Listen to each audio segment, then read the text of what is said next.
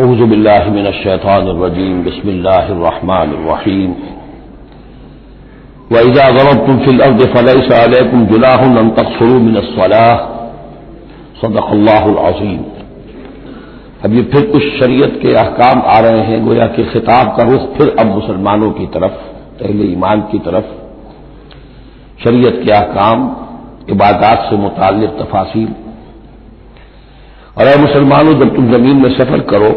تو کوئی حرج نہیں ہے تم پر، کوئی گناہ نہیں ہے کہ تم کچھ کم کر لیا کرو نماز میں۔ ان خفتم ان یفتنکم الذین کفروا، اگر تمہیں اندیشہ ہو کہ تم کو نقصان پہنچائیں گے کافر۔ ان الکافرین کانوا لکم عدوا مبینا، یقیناً یہ کافر تمہارے کھلے دشمن ہیں۔ یہ ہے قصر صلاۃ، لیکن صلاۃ الخوف کی حالت میں، جنگ کی حالت میں قصر کا حکم۔ اور اس میں بھی خاص طور پر جو صورتحال تھی کہ جب حضور کے ساتھ ہوتے تھے تو اب اگر شکل یہ ہوتی کہ آدھا آدھا لشکر علیحدہ علیحدہ نماز پڑھے اور پھر حضور ایک کے ساتھ نماز پڑھے تو دوسروں کو محرومی کا احساس ہوتا۔ لہذا آپ دیکھیے کہ ایک بہت عمدہ تدبیر بتائی گئی۔ فَإِذَا كُنْتَ فِيهِمْ، تو اے نبی جب آپ بھی ان کے اندر موجود ہوں، فَأَقَمْتَ لَهُمُ الصَّلَاةَ، اور آپ نے ان کے لیے نماز کھڑی کر دی ہو، فَلْتَقُمْ طَائِفَةٌ مِّنْهُمْ مَعَكَ،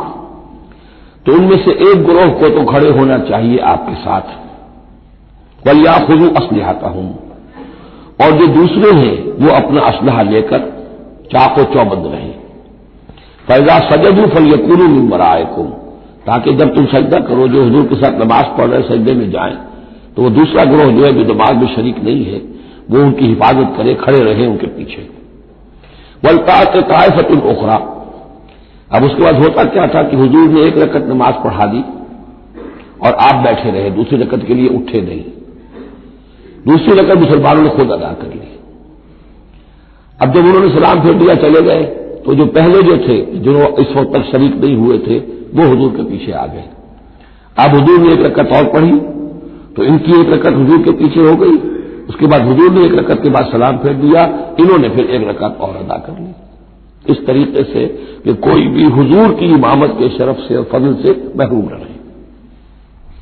فَإِذَا سَجَدُوا فَلْيَكُونُوا مِن وَرَائِكُمْ وَلْتَأْتِ طَائِفَةٌ أُخْرَىٰ فَلْيُصَلُّوا مَعَكَ، اب وہ دوسرا گروہ کو آنا چاہیے کہ جنہوں نے ابھی نماز نہیں پڑھی تھی کہ وہ آپ کے ساتھ نماز پڑھیں۔ وَلْيَأْخُذُوا حِذْرَهُمْ وَأَسْلِحَتَهُمْ، اور ان کو چاہیے کہ وہ اپنی ڈھالیں بھی، اپنا بچاؤ بھی اور اسلحہ بھی ساتھ رکھے۔ وَدَّ الَّذِينَ كَفَرُوا لَوْ تَكْفُرُونَ عَنْ أَسْلِحَتِكُمْ وَأَمْتِعَتِكُمْ، یہ کافر تو اسی طاق میں رہتے ہیں، اسی امید میں رہتے ہیں کہ تم جیسے ہی غافل ہو جاؤ، وَدَّ الَّذِينَ كَفَرُوا لَوْ تَغْفُلُونَ عَنْ أَسْلِحَتِكُمْ، اپنے اسلحہ سے غافل ہو جاؤ، وَأَمْتِعَتِكُمْ، اور اپنے مال و اسباب سے، فَيَمِيلُونَ عَلَيْكُمْ مَيْلَةً وَاحِدَةً، تو وہ تم پر ایک دم ٹوٹ پڑے حملے کے اندر۔ وَلَا جُنَاحَ عَلَيْكُمْ إِن كَانَ بِكُمْ أَذًى مِّن مَطَرٍ، اور کوئی حرج نہیں ہے تم پر، کوئی گناہ نہیں ہے اگر تمہیں کوئی تکلیف ہو یا بارش کی وجہ سے کوئی صورتحال ایسی ہو، اور کنتم مرضى، یا تم بیمار ہو، ان تضعوا اسلحتکم، کہ اسلحہ تو اپنا رکھ دو، وخذوا حذرکم، لیکن صرف ڈھال لے لیا کرو کہ اچانک کوئی حملہ ہو جائے تو اگر پوری تلوار نیزہ وغیرہ سب اپنے جسم پر لگایا ہوا ہے تو نماز کا پڑھنا مشکل ہے، اور یہ کہ حالات ایسے ہیں تو اسلحہ علیحدہ رکھ دیا جائے لیکن ڈھال اپنے پاس موجود رہے، تاکہ اچانک کوئی حملہ ہو تو کم سے کم انسان کو وقت ملے کہ وہ اپنے آپ کو بچا کر اور پھر وہ اپنا اسلحہ بھی لے لے گا۔ ان اللہ اعد للکافرین عذابا مہینا، یقیناً اللہ تعالیٰ نے کافروں کے لیے بہت اہانت آمیز عذاب تیار کر رکھا ہے۔ فَإِذَا قَضَيْتُمُ الصَّلَاةَ، پھر جب یہ نماز اس طریقے سے تم ادا کر لو، فاذکروا اللہ قیاما وقعودا وعلی جنوبکم، تو پھر ذکر کرو اللہ کا، کھڑے ہوئے، بیٹھے ہوئے، لیٹے ہوئے، سواریوں پر چلتے ہوئے۔ وہ ذکر جو ہے وہ ذکر کثیر، وہ صرف نماز کے ساتھ نہیں ہے بلکہ جیسے سورہ جمعہ میں آیا ہے کہ فَإِذَا قُضِيَتِ الصَّلَاةُ فَانتَشِرُوا فِي الْأَرْضِ وَابْتَغُوا مِن فَضْلِ اللَّهِ وَاذْكُرُوا اللَّهَ كَثِيرًا لَعَلَّكُمْ تُفْلِحُونَ، ہر حال میں جب تم اللہ کو یاد رکھو، اللہ کا ذکر کرتے رہو۔ ادعیہ معصورہ ہے، اوراد معصورہ ہے، اوراد مسنونہ ہے، ان کے سے اپنی زبان کو، اپنے ذہن کو اور قلب کو ایمان کے ساتھ تر و تازہ رکھو۔ فَإِذَا اطْمَأْنَنْتُمْ، اور جب تمہیں امن حاصل ہو جائے، یعنی یہ نماز کی یہ کیفیت جو ہے یہ صرف اس شکل میں ہوگی کہ خوف ہے، صلاۃ الخوف۔ جب تمہیں امن حاصل ہو جائے، خوف جاتا رہے، فاقیموا الصلاۃ، پھر نماز قائم کرو جیسے کہ نماز کے قائم کرنے کے آداب ہیں، اس کی شرائط ہے۔ ان الصلاۃ کانت علی المؤمنین کتابا موقوتا، یقیناً نماز اہل ایمان پر فرض کی گئی ہے، فرض ہونے کی شکل میں اور وقت کے ساتھ۔ اس کی فرضیت ہے اور موقوت ہے، اس کے اپنے اوقات ہے، اور اس اوقات کے ضمن میں آپ کو بتا چکا ہوں کہ حضرت جبرائیل نے 2 دن نماز آپ کو پڑھائی، ایک دن 5 نمازیں اول وقت میں، دوسرے دن 5 نمازیں آخر وقت میں، اور بتایا کہ ان کے مابین وقت ہے۔ ولا تہنوا فی ابتغاء القوم، اور دیکھو اس قوم یعنی اپنے دشمن کا پیچھا کرنے میں سست نہ بنو۔ اب تو یہ سمجھیے کہ جو حق و باطل کی جنگ ہے وہ آخری مرحلے کو پہنچ رہی ہے، اب آخری مرحلے پہ آ کے تھک نہ جانا۔ ولا تہنوا فی ابتغاء القوم، ان کا پیچھا کرنے میں سست مت پڑو، ہمت نہ ہارو۔ ان تکونوا تعلمون، بڑے پیارے الفاظ ہیں، اگر تمہیں کوئی تکلیف پہنچتی ہے، الم پہنچتا ہے، بے آرامی ہے، فإنہم یعلمون کما تعلمون، تو کیا انہیں نہیں پہنچتا؟ انہیں بھی تو تکلیف پہنچتی ہے، وہ بھی جنگ کر رہے ہیں، وہ بھی زخم کھاتے ہیں، ان کے بھی لوگ مر رہے ہیں، وہ ساری تکلیفیں انہیں بھی پہنچ رہی ہیں، دشمنوں کو بھی۔ وَتَرْجُونَ مِنَ اللَّهِ مَا لَا يَرْجُونَ، اور تم اللہ سے امیدیں رکھتے ہو جو وہ نہیں رکھتے، تمہیں تو جنت کی امید ہے، تمہیں اللہ سے مغفرت کی امید ہے، انہیں تو یہ بھی نہیں ہے، تو اس اعتبار سے تمہیں تو ان سے کہیں آگے بڑھ جانا چاہیے۔ جو آخری آیت تھی سورہ آل عمران کی کہ یا ایھا الذین آمنوا اصبروا وصابروا ورابطوا، ان سے تو بڑھ جانا چاہیے صبر کے اندر کہ تمہارا سہارا تو اللہ ہے، وما صبرک الا باللہ۔ ان کے تو یہ من گھڑت قسم کے دیویاں دیوتا، ان کے دل کے اندر ان کی حقیقت میں کوئی قدر و قیمت بھی نہیں ہے، پھر بھی وہ اپنے باطل معبودوں کے لیے اس طریقے سے جان جوکھوں میں ڈال رہے ہیں، تو مسلمانوں تمہیں تو اس سے دستگرا کرنا چاہیے۔ ولا تہنوا فی ابتغاء القوم ان تکونوا تعلمون فإنہم یعلمون کما تعلمون وترجون من اللہ ما لا یرجون وکان اللہ علیما حکیما، اور یقینا اللہ تعالی علیم ہے اور حکیم ہے۔ اب یہ چند آیتیں آ گئی اہل ایمان سے خطاب میں، اب پھر کچھ منافقوں کا معاملہ ایک آ رہا ہے۔ انا انزلنا الیک الکتاب بالحق لتحکم بین الناس بما اراک اللہ، اے نبی ہم نے آپ پر کتاب نازل کی ہے حق کے ساتھ، تاکہ آپ لوگوں کے مابین فیصلہ کریں انصاف کے ساتھ، اور جو اللہ نے آپ کو دکھایا ہے، یعنی ایک تو کتاب دی ہے، قانون دیا ہے، ایک آپ کو بصیرت دی ہے، یہ اللہ تعالیٰ کی طرف سے بصیرت کی خاص ظاہر بات ہے کہ ایک جج بیٹھا ہوا ہے اور جج کے پاس سامنے کتاب ہے، فائل ہے، شہادتیں ہیں، گواہیاں ہیں، اب ایک اس کی اپنی ایک چھٹی حص بھی ہوتی ہے، اس کی اپنی جو ہے ایک ججمنٹ بھی ہوتی ہے جس کو کہ وہ بروئے کار لاتا ہے، تو اس کو اللہ کہتا ہے جیسا کہ ہم آپ کو دکھاتے ہیں اس کے مطابق فیصلہ کریں۔ ولا تکن للخائنین خصیما، اور خیانت کرنے والوں کی طرف سے آپ نہ جھگڑے، یعنی ان کی طرف سے وکالت نہ فرمائیں کہ آپ کوئی اگر مسلمان ہے، کہنے کو مسلمان ہے خائن، تو اب اس کی طرفداری جو ہے آپ کو نہیں کرنی ہے۔ اس کا اصل میں ایک واقعہ ہو گیا تھا کہ ایک منافق مسلمان، اس نے کسی مسلمان کے گھر میں چوری کی، نقب لگائی، وہاں سے ایک آٹے کا تھیلا لے لیا، کچھ اسلحہ لے لیا، وہ اپنے گھر تک آیا تو وہ آٹے کی تھیلے کے اندر کہیں سوراخ تھا تو وہ آٹا گرتا گیا، تھوڑا تھوڑا وہ سارا راستہ جو ہے پتہ چل گیا کہ اس کے گھر تک سوراخ پہنچ گیا۔ پھر اسے کچھ خیال آیا کہ ممکن ہے مجھ پر شک ہو جائے، اسے پتہ نہیں تھا کہ یہ آٹا بھی ذرا لاش فاش کر رہا ہے، اس نے یہ کیا اسی وقت جا کر یہودی کے ہاں امانت رکھوا دیا، یہ سامان میری امانت ہے تمہارے پاس، لیکن وہاں بھی وہ نشان جو ہے آٹے کا وہاں بھی پہنچ گیا۔ اب اگلے روز جب تلاش ہوئی اور وہ آٹا جو گرا ہوا تھا راستے میں اس کو دیکھ کر کھوج لگاتے لوگ پہلے اس کے مکان پر پہنچے، اس نے صاف انکار کر دیا، تلاشی لے لی، چیز نکلی نہیں۔ اب انہوں نے دیکھا تو وہ آگے جا رہے ہیں نشان، وہ وہاں پہنچ گئے، یہودی کے یہاں برآمد ہو گیا، یہودی نے کہا ٹھیک ہے یہ مال ہے، یہ رات رکھے یہاں پر حفاظت کے لیے رکھ گیا تھا۔ اب یہاں پہ جھگڑا ہو گیا کہ اس کے جو قوم کے لوگ تھے، اس کے گھرانے کے لوگ، اس منافق مسلمان کے، ان کا نہیں یہ جھوٹ بولتا ہے، یہ یہودی چور ہے۔ اب وہ یہودی کا اور مسلمان جو منافق تھا اس کا مقدمہ تھا جو حضور کے سامنے آیا، اور پوری قوم، اس کا پورا گھرانہ جو ہے، وہ قبیلہ اس کا جو ہے وہ آ گیا شور بچاتے ہوئے اور قسمیں کھاتے ہوئے، ہمارا یہ آدمی تو بہت نیک ہے، اس پر خام کا یہ جھوٹا الزام لگ رہا ہے اور یہ ہے وہ ہے، یہاں تک کہ کچھ حضور کا دل بھی پسیجنے لگا اس شخص کے بارے میں۔ اس پر یہ آیت نازل ہوئی ہے، خیانت کرنے والے کی طرف سے آپ وکالت نہ کریں، اس کے سہارا نہ بنے، اس کو مدد نہ پہنچائیں۔ ولا تکن للخائنین خصیما، اب خصیمہ بحث کرنے والا، للخائنین، علی الخائنین ہوتا تو خائنوں کے خلاف، خائنوں کے حق میں آپ دلیل نہ دیں. واستغفر اللہ، اور یہ جو بھی آپ کی طبیعت میں نرمی پیدا کچھ ہو گئی تھی اس پر اللہ سے استغفار کیجیے. ان اللہ کان غفورا رحیما، یقیناً اللہ تعالیٰ بخشنے والا اور رحیم ہے. ولا تجادل الذین یختارون انفسهم، آپ مت جھگڑیے ان لوگوں کی طرف سے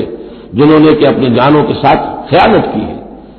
اب ہم یہ امید لگائے بیٹھے حضور ہماری طرف سے شفاعت کریں گے کہ ہم نے بے ایمانیاں کی ہیں، حرام خوریاں کی ہیں، شریعت کی دجیاں بکھیری ہے، تو حضور گویا کہ ہماری شفاعت کریں گے. یہاں فرمایا جائے ولا تجادل الذین یختارون انفسهم، مت لگڑیے آپ ان لوگوں کی طرف سے، ان کی طرف سے وکالت مت کیجیے. ان اللہ لا یحب من کان خوانا اثیما، اللہ تعالیٰ کو بالکل پسند نہیں ہے وہ لوگ کہ جو خوان ہو، خیانت کرنے والے اور گناہ گار ہو. یستخفون من الناس ولا یستخفون من اللہ، یہ لوگ شرماتے ہیں اور چھپتے ہیں لوگوں سے، اللہ سے نہیں چھپتے. وَهُوَ مَعَهُمْ إِذْ يُبَيِّتُونَ مَا لَا يَرْضَىٰ مِنَ الْقَوْلِ، حالانکہ جب یہ راتوں کو مشورے کرتے ہیں مسلمانوں کے خلاف، حضور کے خلاف، یہ منافقین کی بات آ رہی ہے تو اللہ تعالیٰ ان کے ساتھ موجود ہوتا ہے.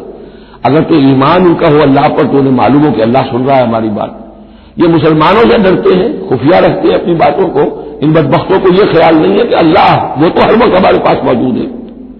وَكَانَ اللَّهُ بِمَا يَعْمَلُونَ مُحِيطًا، اور جو کچھ وہ کر رہے ہیں اللہ اس کا احاطہ کیے ہوئے ہے، یعنی اس کی پکڑ سے یہ کہیں باہر نہیں نکل سکتے. ہاں انتم ہؤلاء جادلتم عنہم فی الحیات الدنیا، اب یہاں تو اشارہ ہو رہا ہے وہ جو منافق مسلمان تھا چور، اس کے جو گھرانے والے لوگ تھے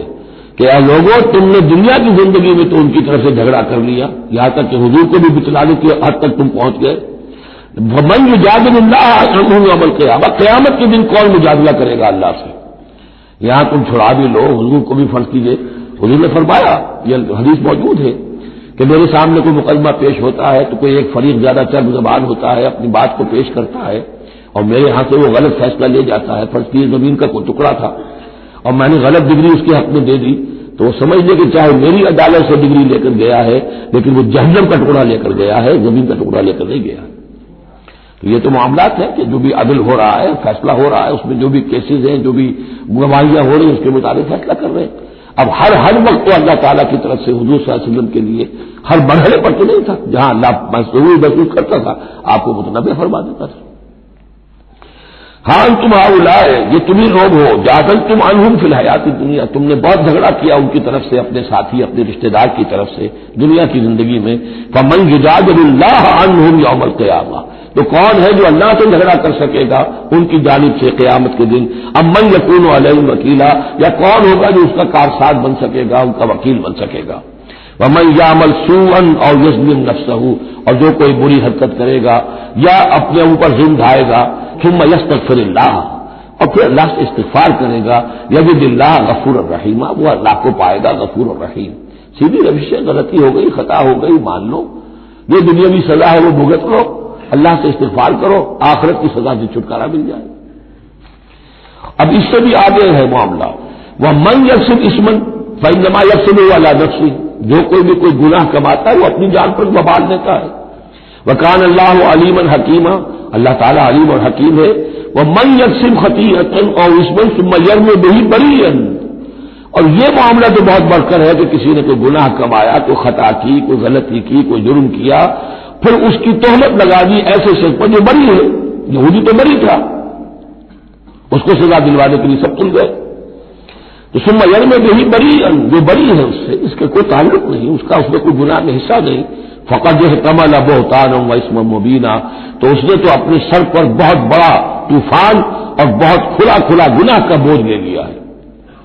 ولولا فضل اللہ علیک، اب یہ حضور سے خطاب ہو رہا ہے کہ اس معاملے میں اگر اللہ تعالیٰ نے بر وقت آپ کو مطلع نہ کر دیا ہوتا،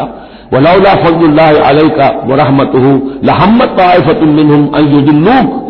تو ان میں سے ایک گروہ ان منافقین میں سے وہ تو اس کے اوپر تل گیا تھا کہ آپ کو گمراہ کر دے، یعنی آپ سے غلط فیصلہ کروا لے،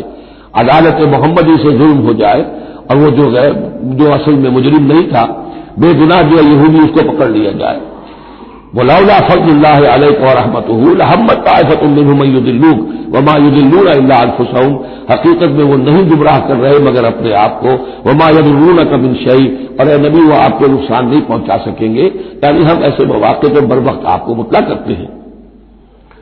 وانزل اللہ علیک الکتاب والحکمہ، اور اللہ نے آپ پر کتاب نازل کی ہے اور حکمت نازل کی ہے، وعلمک ما لم تکن تعلم، اور وہ ساری باتیں آپ کو سکھائی ہیں جو آپ نہیں جانتے تھے، وکان فضل اللہ علیک عظیما، اور یقیناً اللہ کا فضل آپ پر بہت بڑا ہے۔ لا خیر فی کثیر من نجواہم، اب یہ جو منافقین تھے یہ اپنے نجوا کرتے تھے، علیحدہ بیٹھ کے گفتگو کرنا، سرگوشیاں کرنا، اور طرح طرح کے نجوا ہوتے تھے، بیٹھے باتیں بھی کر رہے ہیں، مسکرا بھی رہے ہیں کسی کو دیکھ کر تاکہ اس کے دل میں خلجان پیدا ہو جائے، یہ میرے بارے میں کوئی باتیں کر رہے ہیں، اشارے بھی کر رہے ہیں، تو 100 طرح سے ہتھ کنڈے، یہ ہماری مجلسوں میں بھی ہوتا ہے، یہ سارے معاملات جو کہ انسانی معاشرے کے اندر جیسے ہوتے تھے آج بھی ہوتے ہیں۔ لا خیر فی کثیر من نجواہم، یہ جو نجوا کرتے ہیں، سرگوشیاں کرتے ہیں، ان میں سے اکثر میں تو خیر نہیں ہے، الا من امر بصدقۃ، ہاں ایک بات ہو سکتی ہے، خاموشی سے کسی کو علیحدگی میں لے جا کر کسی صدقے کی اس کو تلقین کی جائے کہ بھائی دیکھو تمہیں اللہ نے غریب کیا ہے، یہ محتاج ہے، میں جانتا ہوں، تو علیحدگی بجائے اس کے کہ پبلک میں اس سے بات کرو، اسے علیحدہ جا کے سمجھاؤ، یہ اچھی بات ہے، اور معروف یا کسی اور نیکی کا حکم دے، اور اصلاح بین الناس، یا لوگوں کے معاملات کو درست کرنے کے لیے، دو بھائی جھگڑ پڑے ہیں تو کرنا پڑتا ہے یہ کہ ایک سے جا کر بات سنیے، پھر اس کی بات جو ہے اس کو اچھی شکل میں پیش کیجیے دوسرے بھائی کے پاس کہ آپ کو مغالطہ ہوا، انہوں نے یہ بات یوں نہیں کہی تھی، یوں کہی تھی،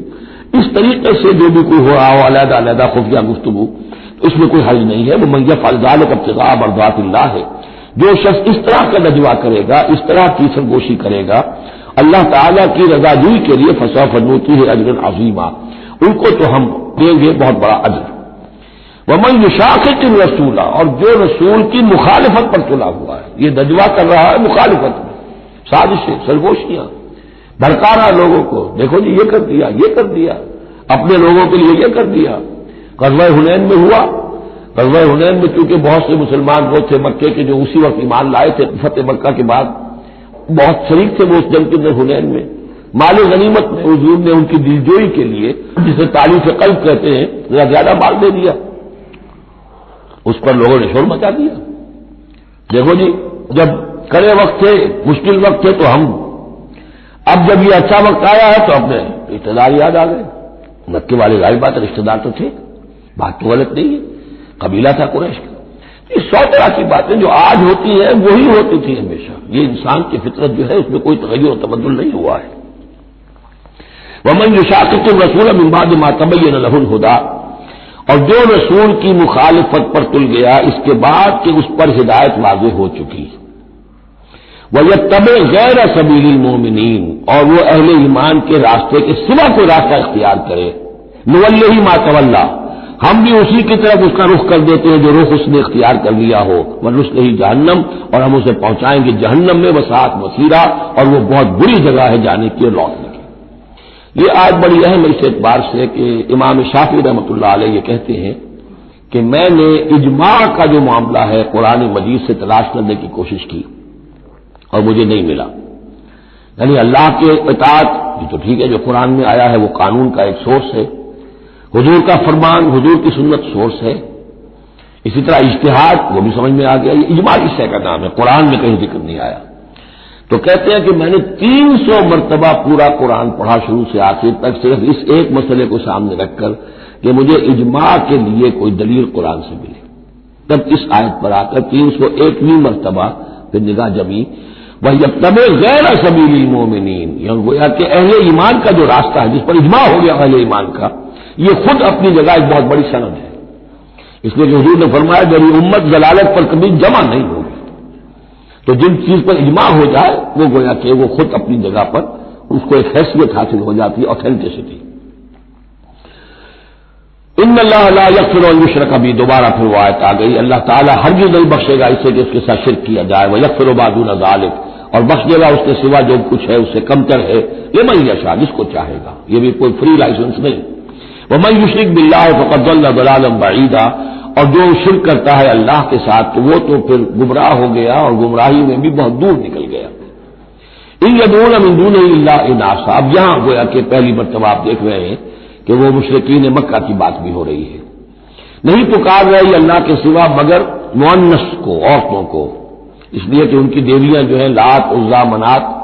لات الہ کی مؤنث ہے، لات، لا اور لات، اور عزا العزیز کا مؤنث ہے، العزیز العزا منات، یہ سب جو ہے فیمنن نیمز ہے۔ ان یدعون من دونہ الا اناثا، نہیں پکار رہے وہ مگر یہ فیمیل ڈیٹیز کو، وہی یدعون الا شیطانا مریدا، اور نہیں پکار رہے یہ مگر در حقیقت شیطان کو پکار رہے ہیں۔ لات کا کوئی وجود نہیں، منات کا کوئی وجود نہیں، شیطان ضرور ہے جو ان کی پکار سن رہا ہے۔ لعنہ اللہ، اللہ نے اس پر لعنت فرما دی ہے۔ وقال، اور اس نے بھی یہ کہا ہے، لاتخذن من عبادک نصیبا مفروضا، اے اللہ میں تیرے بندوں میں سے ایک تو مقرر حصہ تو لے کر ہی چھوڑوں گا، مجھ کو تو اپنے ساتھ جہنم میں پہنچاؤں گا۔ ہم تو ڈوبے ہیں صنم، ان کو بھی لے ڈوبیں گے، ان کو بھی ہم نے چھوڑنا نہیں ہے۔ لعنہ اللہ وقال لاتخذن من عبادک نصیبا مفروضا ولأضلنہم، میں تو لازماً ان کو بہکاؤں گا، ولأمنینہم، ان کے دلوں میں بڑی امیدوں کے چراغ روشن کروں گا، بڑے برائٹ کیریئرز ہیں اس میں، بڑی بڑی تمنائیں ہیں، آرزویں ہیں، لگے رہو اسی کام کے اندر۔ پھر امانیہ ہے، اللہ بخشی دے گا، اللہ ہم تو اللہ کے رسول کے امتی ہیں، ہمیں خوف کس بات کا ہے، ہم تو اللہ کے بیٹے ہیں، اس کے بڑے چہیتے ہیں، ہمیں کس کا خوف ہے۔ اور پھر یہ کہ امیدیں بڑی بڑی طول عمل جس کو کہتے ہیں، دنیا کے لمبے لمبے منصوبے۔ وَلَأُضِلَّنَّهُمْ وَلَأُمَنِّيَنَّهُمْ وَلَآمُرَنَّهُمْ، اور میں انہیں حکم دوں گا فَلَيُبَتِّكُنَّ آذَانَ الْأَنْعَامِ، پھر میرے حکم سے یہ چوپایوں کے کان چیر دیں گے۔ تو میں بتا چکا ہوں سورہ انعام میں یہ باتیں ساری آئیں گی، فلاں کے نام پر ایک اونٹ کو اس کے کان چیر کر جو ہے آزاد کر دیا، اب اسے کوئی چھیڑ نہیں سکتا، اس کا گوشت نہیں کھایا جا سکتا، اس پر سواری نہیں ہو سکتی، فلاں بت کے یا فلاں ڈیٹی کے نام پر اس کو جو ہے چھوڑ دیا گیا ہے۔ فلا آمرنہم، اور میں پھر انہیں حکم دوں گا فلا یغیرن خلق اللہ، وہ اللہ کے خلق میں تبدیلی کریں گے۔ اب جو کچھ آپ دیکھ رہے ہیں کہ مردوں میں عورتوں کے سے انداز، عورتوں میں مردوں کے سے انداز اختیار کرنا، یہ سارا جو کچھ ہو رہا ہے اور اب جو ہو رہا ہے وہ تو یہ سمجھیے جینیٹکس جو ہے، اور اس میں اللہ کی تخلیق میں اب انسان اس جگہ پہنچ گیا ہے کہ وہ اپنا اختیار استعمال کر رہا ہے۔ اللہ کی تخلیق، اس کی اسپیشیز بنائی ہوئی، اس کی جینز، اب انسان جو ہے اس کے ذریعے سے وہ سارا معاملہ جو آج پہنچا ہوا ہے بڑے ایک عجیب حد تک پہنچ گیا ہے کہ اللہ کی بنائی ہوئی چیزوں کے اندر تغیر و تبدل کیا جائے۔ وَمَن يَتَّخِذِ الشَّيْطَانَ وَلِيًّا مِن دُونِ اللَّهِ فَقَدْ خَسِرَ خُسْرَانًا مُبِينًا، اور جس شخص نے بھی اللہ کو چھوڑ کر شیطان کو اپنا ولی بنا لیا، فَقَدْ خَسِرَ خُسْرَانًا مُبِينًا، تو وہ تو بہت کھلے خسارے میں اور تباہی میں مبتلا ہو گیا۔ یعدہم ویمنیہم، وہ ان سے وعدے بھی کرتا ہے، انہیں امیدیں بھی دلاتا ہے، شیطان جس کو ہم کہتے ہیں سبز باغ دکھاتا ہے۔ وما یعدہم الشیطان الا غرورا، اور نہیں وعدہ کرتا اسے شیطان مگر دھوکے کا، وہ اپنے کسی وعدے کو پورا نہیں کر سکتا۔ اولئک مأواہم جہنم، یہ وہ لوگ ہیں کہ جن کا ٹھکانہ جہنم ہے، ولا یجدون عنہا محیصا، اور پھر وہ وہاں سے فرار کی کوئی جگہ نہیں پائیں گے، وہاں سے بھاگنے کا کوئی راستہ نہیں پائیں گے۔ والذین آمنوا، وہی سائملٹینیس کنٹراسٹ، اب دوسری طرف اہل ایمان کی شان کیا ہوگی؟ والذین آمنوا وعملوا الصالحات، جو لوگ ایمان لائیں اور نیک عمل کریں، سندخلہم جنات تجری من تحتہا الانہار، انہیں ہم عنقریب داخل کریں گے باغات میں جن کے نیچے نہریں بہتی ہوں گی، خالدین فیہا ابدا، جس میں وہ ہمیشہ ہمیشہ رہیں گے۔ وعد اللہ حقا، اللہ کا یہ وعدہ حق ہے، درست ہے، سچ ہے۔ ومن اصدق من اللہ قیلا، اور اللہ سے بڑھ کر کس کی بات سچی اور زیادہ ہو سکتی ہے؟ کون ہو سکتا ہے اپنے قول میں زیادہ سچا اللہ سے؟ لیس بامانیکم ولا امانی اہل الکتاب، اب یہاں پھر رخ پڑ رہا ہے مسلمانوں کی طرف۔ اے مسلمانوں، نہ تمہاری خواہشات پر کوئی شے موقوف ہے، نہ اہل کتاب کی خواہشات پر۔ تب بھی آ گئی کہ تمہارے اندر بھی یہ خواہشات پیدا ہو جائیں گی، وشفل تھنکنگ پیدا ہو جائیں گی، شفاعت کے دھوکے پر تم حرام خوریاں کرو گے، سب کچھ کرو گے، وہی جو کچھ انہوں نے کیا تم بھی کرو گے، لیکن جان لو کہ اللہ کا قانون جو ہے غیر متبدل ہے، وہ بدلے گا نہیں۔ لیسا بامانیکم، نہ تمہاری خواہشات سے، وشفل تھنکنگ سے، تمہاری امانی سے، تمہاری تمناؤں سے کچھ ہوگا، ولا امانی اہل کتاب، نہ اہل کتاب کی امانی سے۔ من یعمل سوءا یجز بہ،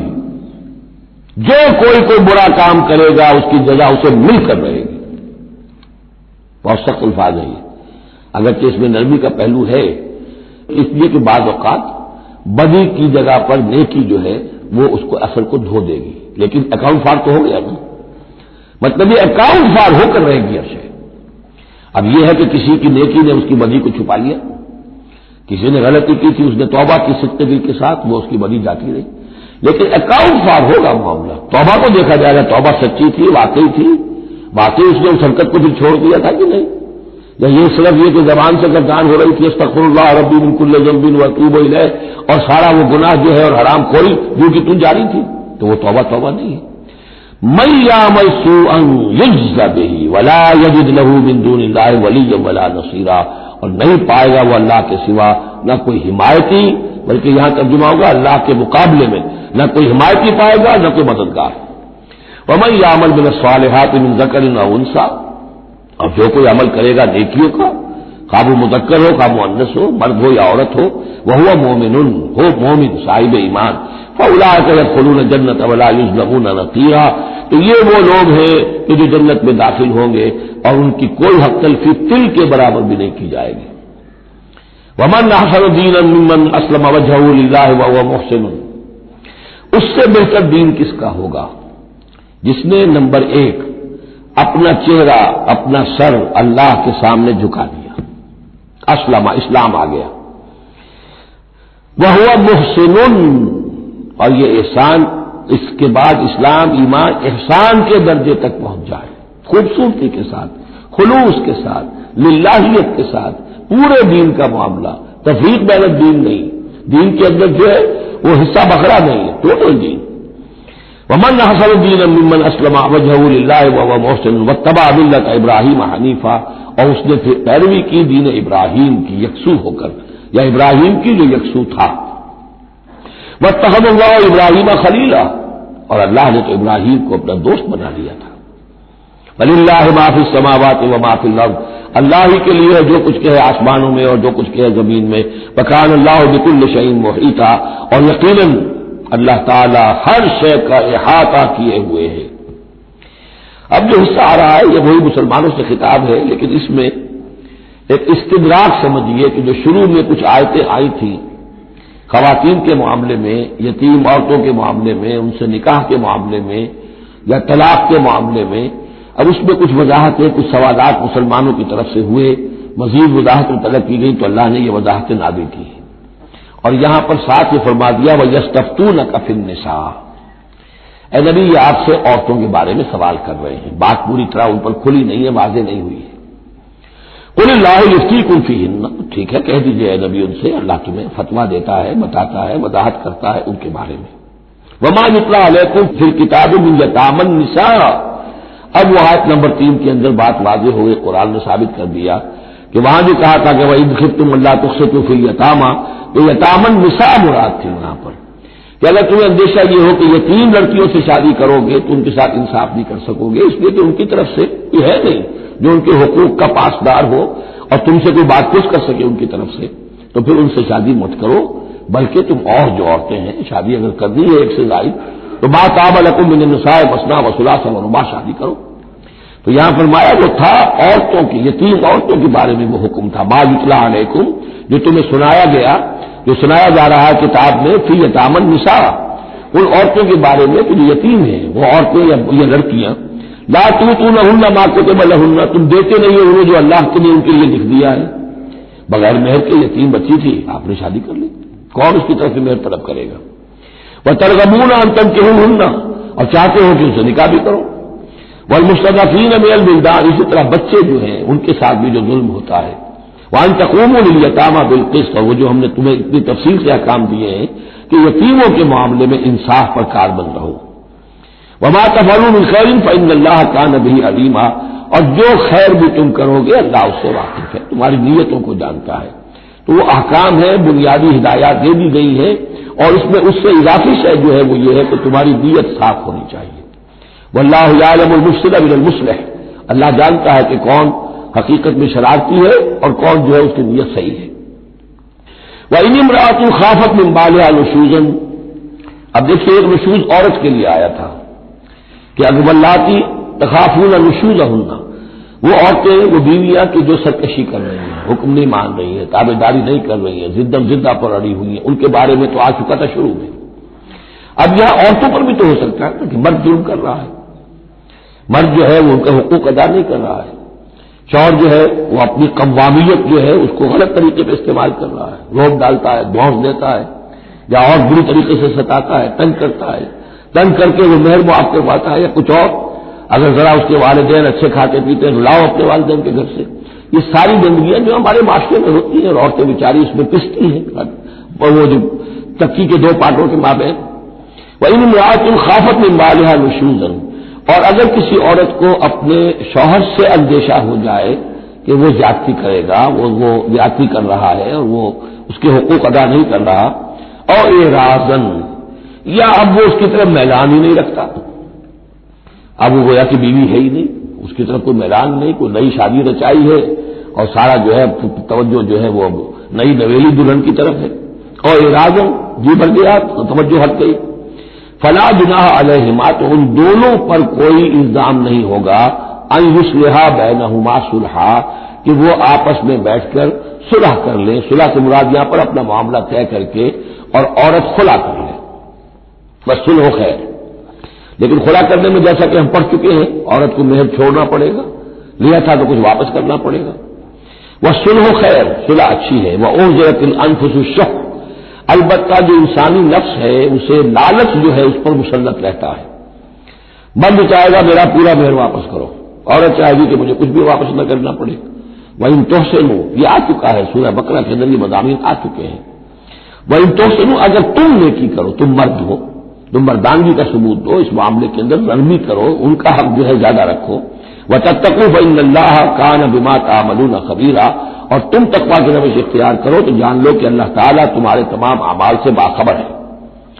وَلَن تَسْتَطِيعُوا أَن تَعْدِلُوا بَيْنَ النِّسَاءِ، اچھا وہاں یہ آیت بھی آئی تھی کہ وَإِن خِفْتُمْ أَلَّا تَعْدِلُوا فَوَاحِدَةً، اگر تمہیں اندیشہ یہ ہو کہ تم اپنی بیویوں پہ اگر ایک سے زائد ہیں، دو ہیں، تین ہیں، چار ہیں، تو عدل نہیں کر سکو گے تو پھر ایک ہی پر اکتفا کرو، پھر دوسری شادی مت کرو، تمہیں اطمینان ہے، تمہیں اپنے اوپر یہ اعتماد ہے کہ تم یہ عدل کر سکتے ہو تب دوسری شادی کرو، ورنہ نہیں۔ لیکن اب اس میں جیسا کہ میں نے عرض کیا تھا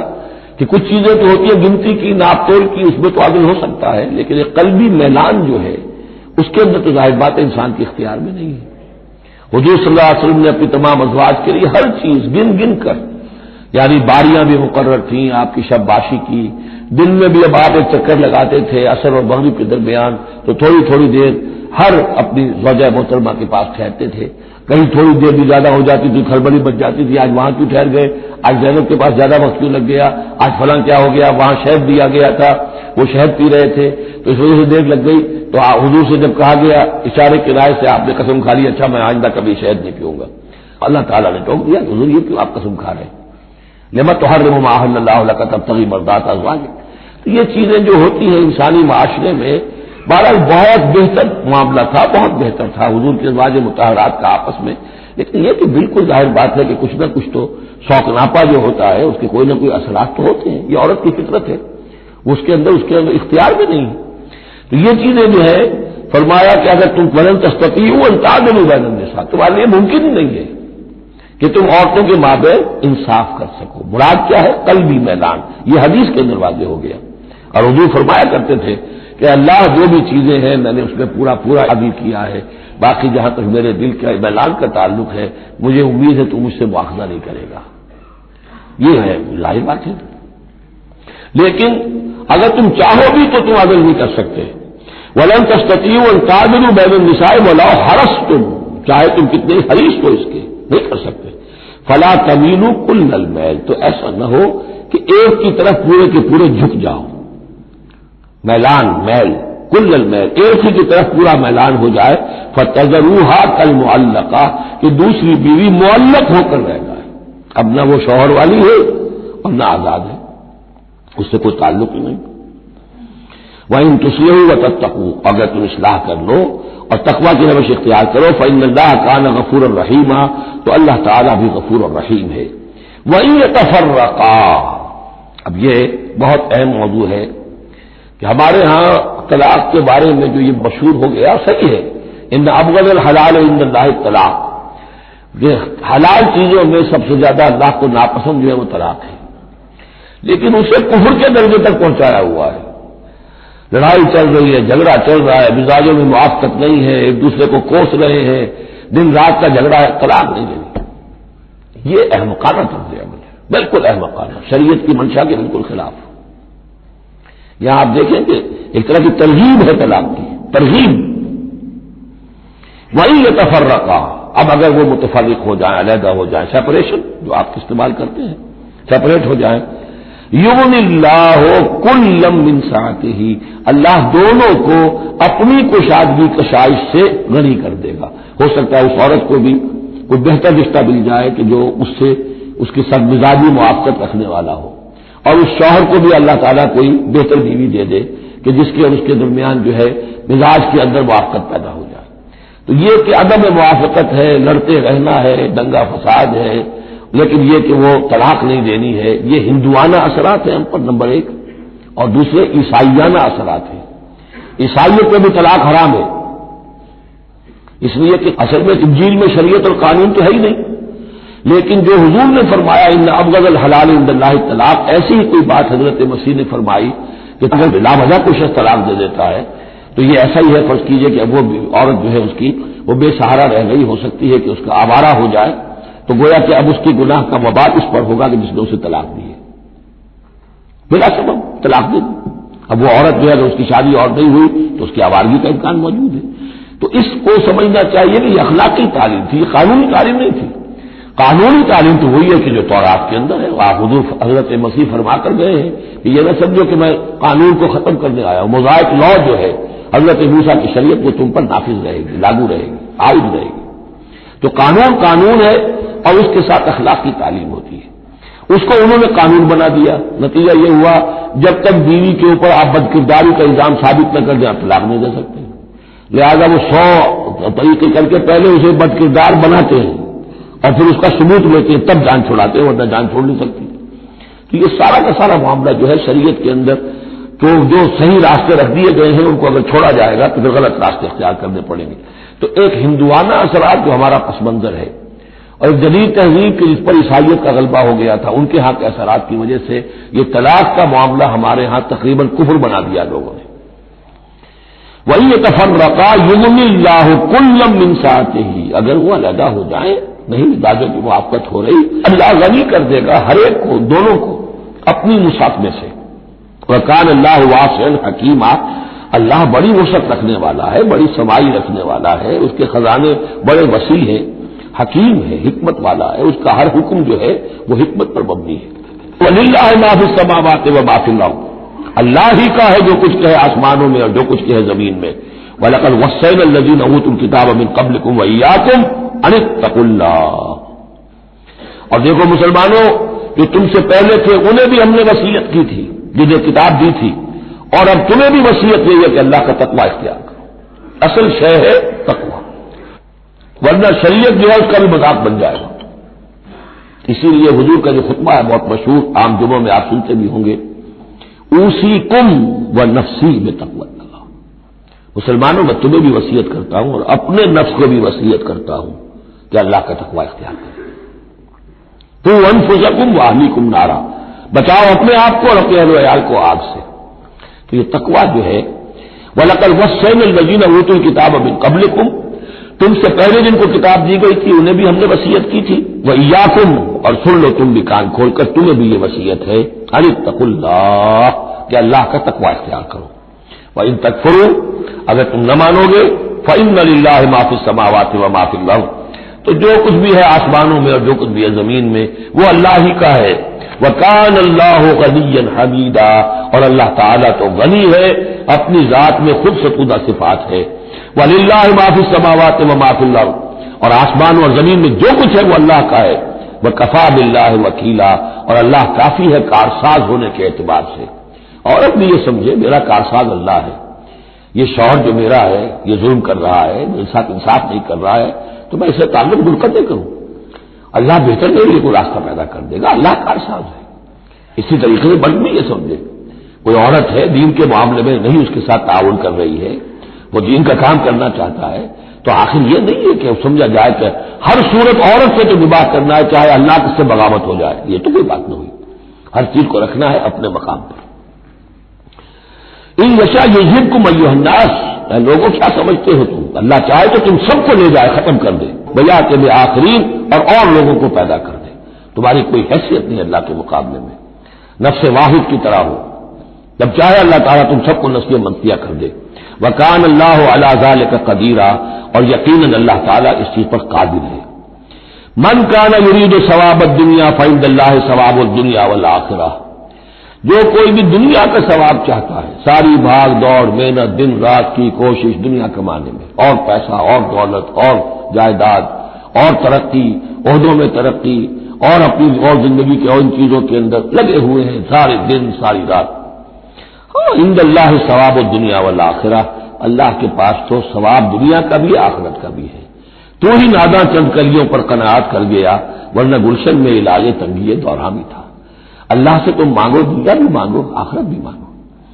ربنا آتنا فی الدنیا حسنۃ وفی الآخرۃ حسنۃ وقنا عذاب النار. اللہ کے ساتھ اپنے معاملے کو درست کرو، خلوص و اخلاص کے اوپر اپنا تعلق استوار کرو، اس کی طرف سے جو ذمہ داریاں ہیں انہیں ادا کرو،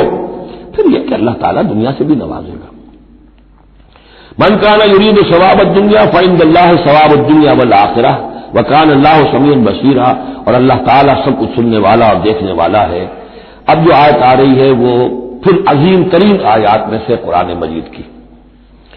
یا ایھا الذین آمنوا کونوا قوامین بالقسط شہداء للہ ولو علی انفسکم او الوالدین والاقربین ان یکن غنیا و فقیرا فاللہ اولی بہما ولا تتبعوا الہوی ان تعدلوا وان تلووا او تورثوا فان اللہ کان بما تعملون خبیرا. اے اہل ایمان، کھڑے ہو جاؤ عدل کو قائم کرنے کے لیے پوری قوت کے ساتھ. سورہ آل عمران میں ہم نے کیا پڑھا تھا؟ اللہ قائم بالقسط ہے. شاہد اللہ انہ لا الہ الا هو والملائکۃ واولو العلم قائما بالقسط. جب اللہ عدل قائم کرنا چاہتا ہے تو اللہ کے اس دنیا میں کارندے کون ہیں؟ اہل ایمان، سپاہی ہیں، اللہ کے سپاہی. لہذا عدل قائم کرے گا اللہ دنیا میں اہل ایمان کے ذریعے. اللہ دین کا غلبہ چاہتا ہے لیکن اہل ایمان کو جانیں دینی ہوگی، کوششیں کرنی ہوگی، اثار کرنا ہوگا، قربانیاں دینی ہوگی، تب دین غالب ہوگا. لیکن یہ اندازہ کیجئے کہ کس قدر اہمیت ہے عدل و قسط. یہ جو سوشل جسٹس کا معاملہ ہے، جتنا زور اسلام نے دیا ہے بدقسمتی سے آج کا ہمارا مذہبی طبقہ اتنا ہی اس سے بے بہرا، سرے سے انہیں پتہ ہی نہیں کہ سوشل جسٹس کی بھی کوئی اہمیت اسلام میں. قانون کی اہمیت ہے، تعزیرات کی اہمیت ہے، چور کا ہاتھ کاٹو اس کی اہمیت تو معلوم ہے، لیکن یہ کہ اس نظام کو درست کرو، ظلم ختم کرو، ایکسپلائٹیشن ختم کرو. یہ سرمایہ دار جس طریقے سے خون چوس رہے ہیں اور چوس چوس کر جیسے مچھر پھول جاتا ہے ہمارا خون پی کر، اس طرح وہ پھولے ہوئے ہیں. آخر یہ پورا نظام درست کرو نا. یہ مشین جو ہے، یہ پورا نظام جو ہے جس میں کہ ڈسٹریبیوشن آف ویلتھ جو ہے اس کا نظام غلط ہے. ایک ایسی چکی ہے کہ آٹا پیس کر ایک طرف ڈالتی ہے دوسری ڈالتی نہیں. ایک طرف بھوک ہے، کاد الفقر یکون کفرا، یہ فقر جو ہے یہ تو کفر تک انسان کو پہنچا دیتا ہے. پہلے وہ نظام قائم کرو جس میں عدل ہو، جس میں ضمانت دی گئی ہو کہ ہر شخص کی، ہر شہری کی بنیادی ضروریات کی کفالت ہے جو نظام خلافت کے اندر ہے. پھر کوئی چوری کرے تو ہاتھ کاٹو، ضرور کاٹو، لیکن یہ ہے کہ قانون تو ہمیں معلوم ہے. بحالات موجودہ آپ وہ قانون نافذ کر دیجیے، فائدہ ہوگا حرام خوروں کو، بلیک مارکیٹوں کو، جنہوں نے کہ حرام خوری سے دولت جمع کی ہوئی ہے. چور کا ہاتھ کٹے گا تو وہ پھر پاؤں پھیلا کے سوئیں گے، انہیں ڈر کائے کرا، فائدہ ہونا ہوگا. اصل شے یہ، میں یہ نہیں کہہ رہا کہ شریعت نافذ نہ کی جائے معاذ اللہ، لیکن یہ کہ شریعت شریعت ہے، دین دین ہے. لا جو ہے وہ سب سم کرتا ہے سسٹم کو. قانون جو ہے وہ کسی نظام کو قائم کرتا ہے، مضبوط کرتا ہے، سب سم کرتا ہے، اس کی خدمت کرتا ہے. جو سسٹم ہے نظام دین کا، اس کو قائم کرو، اور پھر اس کو قائم رکھنے کے لیے، اسے کنسالیڈیٹ کرنے کے لیے، اسے چلانے کے لیے، اسے مستقل کرنے کے لیے قانون نافذ کرو. یہ ہے جو کہ اصول ہے. یا ایھا الذین آمنوا کونوا قوامین بالقسط شہداء للہ. یہی مضمون سورہ مائدہ میں بھی آ جائے گا، کل ہم پڑھیں گے انشاءاللہ. صرف یہ کہ اس میں ترتیب بدل گئی ہے. یا ایھا الذین آمنوا کونوا قوامین للہ شہداء بالقسط، بس اتنا فرق ہے. لیکن اس میں اشارہ ہو گیا کہ اللہ اور قسط گویا کے مترادف الفاظ ہیں. گواہ بن جاؤ اللہ کے یا گواہ بن جاؤ قسط کے، کھڑے ہو جاؤ اللہ کے لیے یا کھڑے ہو جاؤ انصاف کے لیے. معلوم ہوا اللہ اور قسط یہ مترادف ہے. یا ایھا الذین آمنوا کونوا قوامین بالقسط شہداء للہ ولو علی انفسکم. ہاں یہ انصاف کی بات تمہارے اپنے خلاف جا رہی ہو، ابی الوالدین یا تمہارے والدین کے خلاف جا رہی ہو، والاقربین کا تمہارے قرابت داروں کے خلاف جا رہی ہو، تمہارا تعلق عدل کے ساتھ، انصاف کے ساتھ، قسط کے ساتھ ہے، رشتہ داری کے ساتھ نہیں ہے۔ ان یکن غنیا اور فقیرن، ایک چور دروازہ یہ ہوتا ہے تو خیر حق تو اس کا نہیں بنتا ہے، لیکن یہ غریب ہے، چلو میں اس کے حق میں فیصلہ کر دوں۔ ان یکن غنیا اور فقیرن فاللہ اولی بہما، چاہے وہ شخص غنی ہے یا فقیر ہے، دونوں کا پشپنا اللہ ہے، دونوں کا کفیل اللہ ہے، تم نہیں ہو کفیل، تمہیں فیصلہ کرنا ہے جو صحیح ہے، جو عدل پر ہے، جو انصاف پر ہے، وہ فیصلہ کرنا ہے، کسی کی جانبداری نہیں۔ وہ جانبداری نہ باپ کی کرنی ہے، نہ ماں کی کرنی ہے، نہ بھائی کی کرنی ہے، نہ خود اپنی کرنی ہے۔ یا ایھا الذین آمنوا کونوا قوامین بالقسط شہداء للہ، اللہ کے گواہ بن کر کھڑے ہو جاؤ اللہ کے حق میں۔ دیکھیے شہادت اعلیٰ، لوگوں پر گواہی، اور شہادت للہ، اللہ کے لیے گواہی۔ یہواز وٹنسز، اللہ کے گواہ، یہ تو ہمیں ہونا چاہیے، اللہ کے گواہ بن کر کھڑے ہو جائیں، ہر حق بات جو اللہ کی طرف سے اس کے علم بردار ہو، اور اس حق کو قائم کرنے کے لیے تن من دھن لگانے کے لیے اپنی کمر کس لیں۔ وَلَوْ عَلَىٰ أَنفُسِكُمْ وَبِالْوَالِدَيْنِ وَالْأَقْرَبِينَ إِن يَكُنْ غَنِيًّا أَوْ فَقِيرًا فَاللَّهُ أَوْلَىٰ بِهِمَا، ان کا خیرخواہ اللہ ہے۔ فَلَا تَتَّبِعُوا الْهَوَىٰ، تو دیکھو خواہشات کی پیروی نہ کرو، أَن تَعْدِلُوا، مبادا تم عدل سے ہٹ جاؤ کہ تم عدل نہ کرو، خواہشات کی پیروی کر کے عدل سے برگشتہ ہو جاؤ۔ وَإِن تَلْوُوا أَوْ تُعْرِضُوا، اگر تم زبانوں کو ادھر ادھر مروڑے گے، بات جس کو آپ کہتے ہیں کہ اپنے الفاظ جو ہیں ان کو انسان جو ہے چون یور ورڈز، تو اس طریقے سے کہ بات کہنا بھی چاہتے ہیں کہہ بھی نہیں پا رہے ہیں، حق بات جو ہے زبان سے نکالنا نہیں چاہتے، غلط بات نکل نہیں رہی ہے۔ ان تلووا اور تعرضوا، یا تم اعراض کرو گے، بچ جاؤ گے، منہ موڑ لو گے، فإن اللہ کان بما تعملون خبیرا، تو اللہ تعالیٰ جو کچھ تم کر رہے ہیں اس سے پوری طرح باخبر ہے، اللہ بے خبر نہیں ہے۔ اس کے بعد اب جو مضمون آ رہا ہے وہ شاید اس سورہ مبارکہ کا اہم ترین مضمون ہے۔ یا ایھا الذین آمنوا آمنوا باللہ ورسولہ والکتاب الذی نزل علی رسولہ والکتاب الذی انزل من قبل، اے ایمان والو، ایمان لاؤ اللہ پر اور اس کے رسول پر، اور اس کتاب پر جو اس نے نازل فرمائی اپنے رسول پر، اور اس کتاب پر جو اس نے پہلے نازل فرمائی۔ ایمان والو، ایمان لاؤ، چھ معنی دار۔ ایک ایمان ہے اقرار باللسان، وہ تو تمہیں حاصل ہے، وہ تمہیں موروثی طور پر حاصل ہو گیا، مسلمان ماں باپ کے گھر میں پیدا ہو گئے، وہ ایمان مل گیا۔ یا یہ کہ اس وقت پورا قبیلہ اسلام لا رہا ہے، ان میں پکے بھی تھے، کچھ کچے بھی آ گئے، انہوں نے بھی کہا اشہد ان لا الہ الا اللہ اشہد ان محمد رسول اللہ، وہ ایمان ایک درجے میں تو حاصل ہو گیا۔ اس لیے ہم پڑھ چکے ہیں کہ کوئی تمہیں اگر راستے میں ملا ہے اور وہ اپنا اسلام ظاہر کرتا ہے، آپ کہہ نہیں سکتے کہ تم مومن نہیں ہو، تو ایمان کا ایک درجہ تو وہ ہے، قانونی درجہ ہے کہ جس نے کہا اشہد ان لا الہ الا اللہ واشہد ان محمد رسول اللہ، وہ مومن ہے۔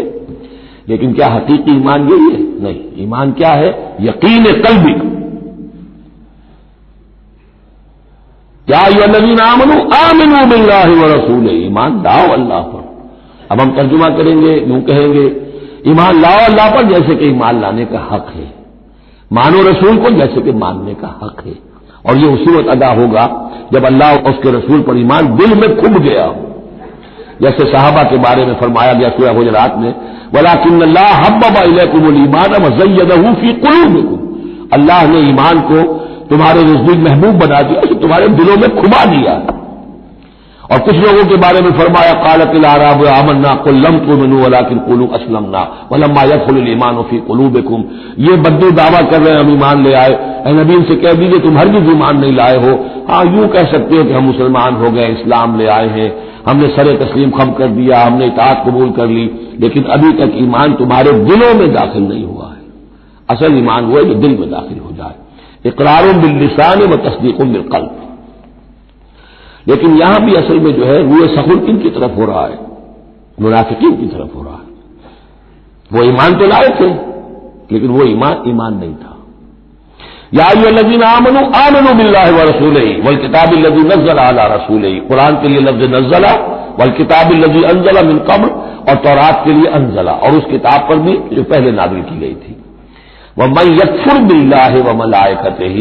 جو کوئی کفر کرے گا اللہ کا اور اس کے فرشتوں کا، وَكُتُبِهِ اور اس کی کتابوں کا، وَرُسُلِهِ اور اس کے رسولوں کا، وَالْيَوْمِ الْآخِرِ اور قیامت کے دن کا، فَقَدْ ضَلَّ ضَلَالًا بَعِيدًا، تو وہ تو گمراہ ہو گیا اور گمراہی میں بہت دور نکل گیا۔ یہ آیتیں سب کی سب بہت ہی اہم ہیں اور بڑی گہری ہیں۔ ان الذین آمنوا ثم کفروا ثم آمنوا ثم کفروا ثم ازدادوا کفرا لم یکن اللہ لیغفر لهم ولا لیہدیہم سبیلا بشر المنافقین بان لهم عذابا الیما۔ دیکھیے یہ منافقت کا معاملہ کیا تھا کہ ایسا نہیں تھا کہ ایک ہی دن میں آدمی منافق ہو گیا۔ ایک تو تھے وہ جو شعوری منافق تھے،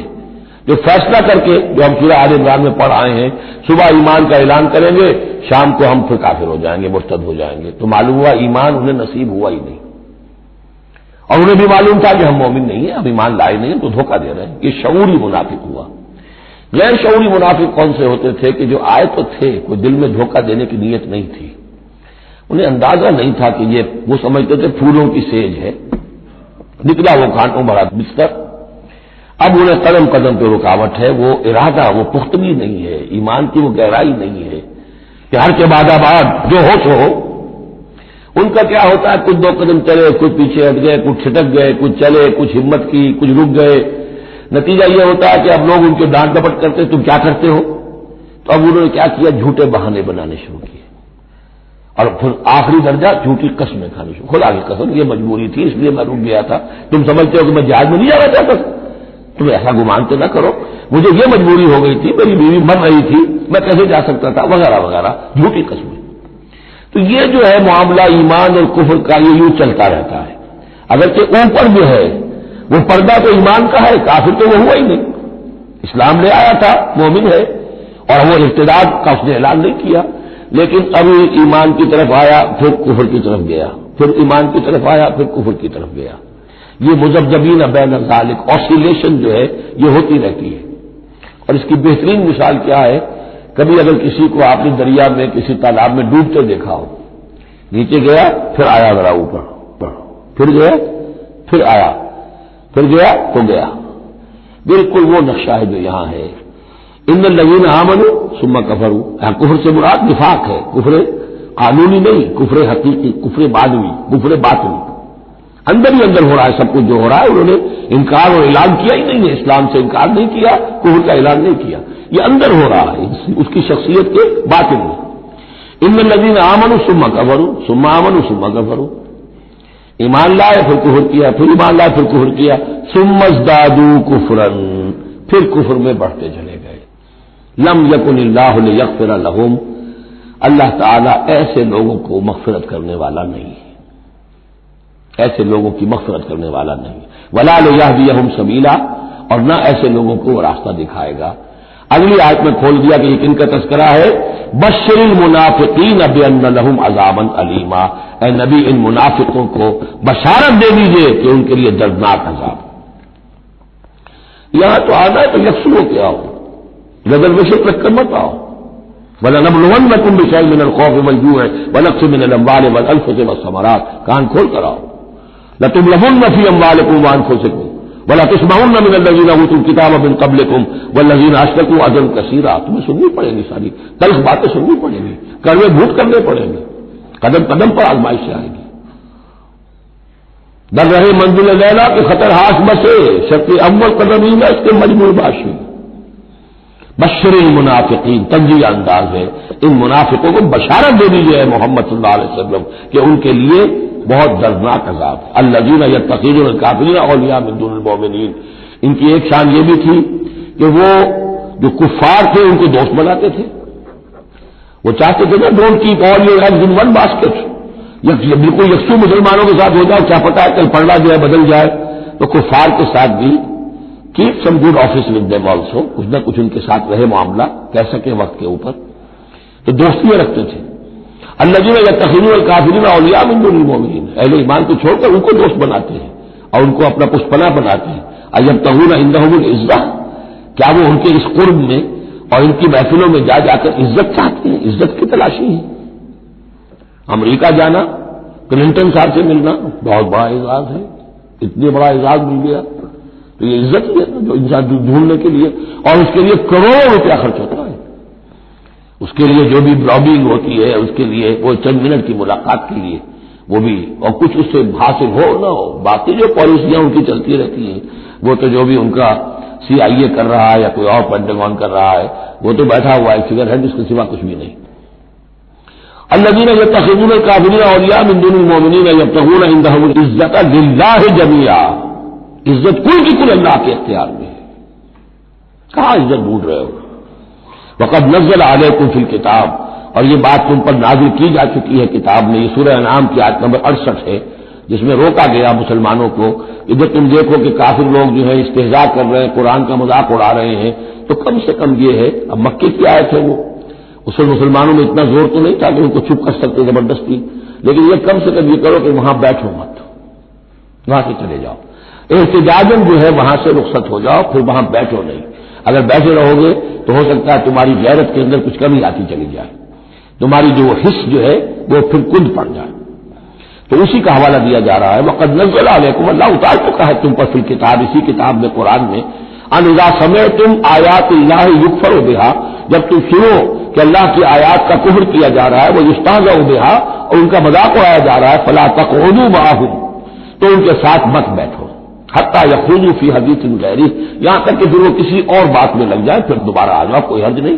کوئی اور بات ہے، اس لیے دوبارہ ان کو کوئی نے تبلیغ کرنی ہے، ان سے گفتگو کرنی ہے، تعلق منقطع نہیں کرنا، لیکن جب وہ یہ حرکت کر رہے ہیں تب ان کے قریب مت بیٹھو۔ انکم اذا مثلہم،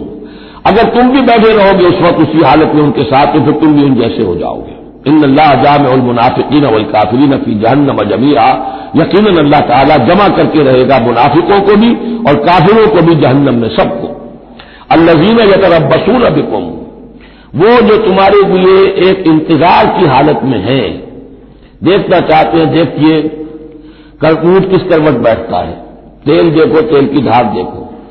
آخری فتح مسلمانوں کو ہوتی ہے یا کفار کو ہوتی ہے، دونوں کے ساتھ کچھ نہ کچھ تعلقات رکھو تاکہ وقت جو بھی ہو، جو بھی صورتحال سچویشن جو بھی ہو جائے، ہم اس کے اندر اپنے بچاؤ کی کوئی شکل کر لیں۔ تو الذین یتربصون بکم، وہ تمہاری بات میں ہے، منتظر ہیں، سوچ رہے ہیں۔ فَإِن كَانَ لَكُمْ فَتْحٌ مِّنَ اللَّهِ، تو اگر تمہیں فتح مل جاتی ہے اللہ تعالیٰ کے فضل و کرم سے، قَالُوا أَلَمْ نَكُن مَّعَكُمْ، وہ آ جائیں گے، ہم بھی تو آپ کے ساتھ تھے، مسلمان تھے، ہمارا بھی حصہ نکالیے مال غنیمت میں سے۔ وَإِن كَانَ لِلْكَافِرِينَ نَصِيبٌ،